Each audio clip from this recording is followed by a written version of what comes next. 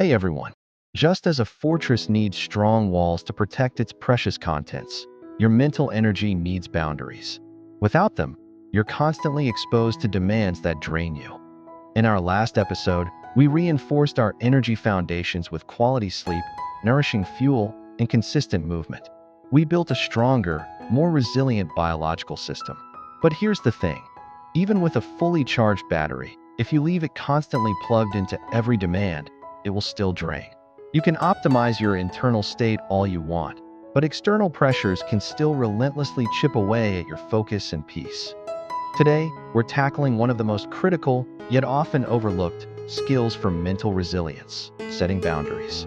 We'll learn what boundaries truly are, why they're essential for your mental well-being, and how to effectively establish them with technology, work, social commitments, and even your own internal expectations. Think of this as creating your personal boundary blueprint, a self-care tool designed to protect your most valuable resource, your mental energy. Let's get started. So what exactly is a boundary?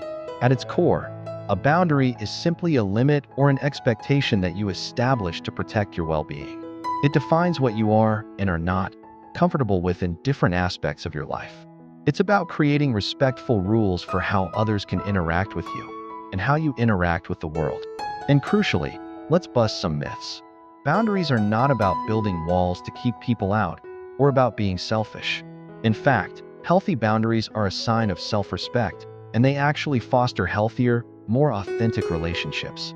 When you clearly communicate your needs, you prevent resentment and misunderstandings, allowing for more genuine connection. It's about self-preservation, not isolation.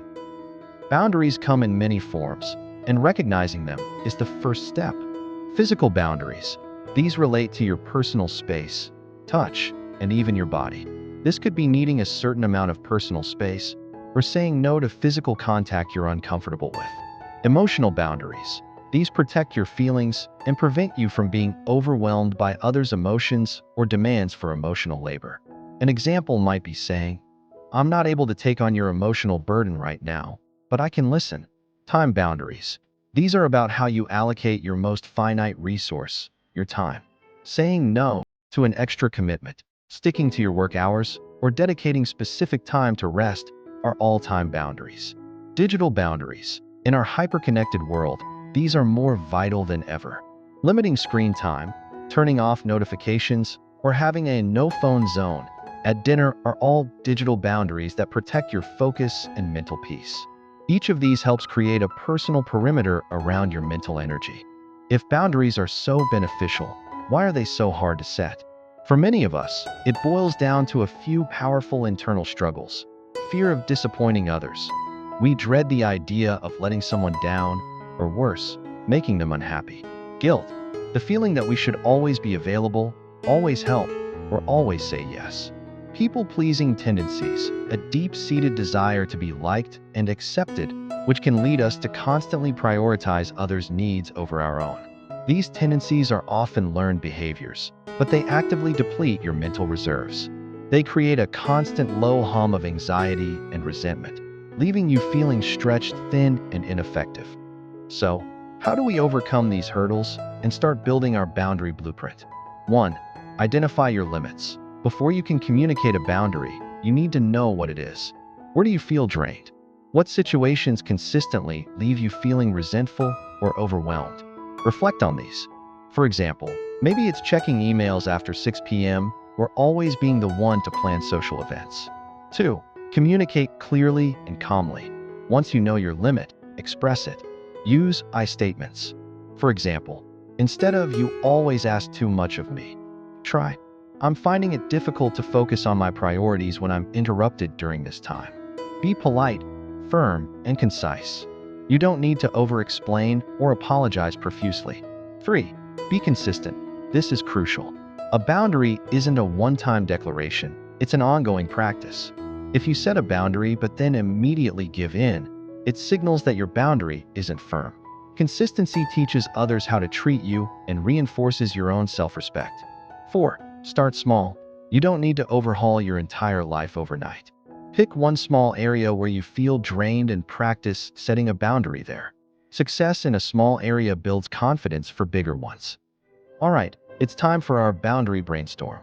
I want you to take a moment right now and identify one specific area where you feel your mental energy is being drained by others' demands or expectations. Is it constant work messages after hours? Friends always asking for favors? Family members overstepping? Now, I want you to craft a simple, polite sentence you could use to set a boundary in that situation. Keep it brief, clear, and focused on your needs. For example, if you often feel pressured to take on extra tasks, you might say, I appreciate you thinking of me for that, but I can't take on that extra task right now. I can revisit it next week if things shift. Or, if you need quiet time, I need some focused work time right now, so I won't be checking messages for the next hour. Practice saying it to yourself. Feel the power of that clarity. You don't have to use it today, but having it ready empowers you. Share your boundary idea in the comments below if you feel comfortable. It can inspire others. Remember, setting boundaries isn't about pushing people away. It's about pulling yourself back. It's about protecting your mental energy, honoring your needs, and ultimately, creating more space for what truly matters. When you protect your peace, you become a more effective, present, and resilient version of yourself. If this episode helped you start thinking about your own boundaries, please hit that like button, share it with someone who needs to hear this message, and subscribe so you don't miss the next vital step in our mental reset protocol. Because with our external boundaries set, it's time to cultivate inner peace. Next, we explore how to find calm and focus amidst the chaos through mindful moments.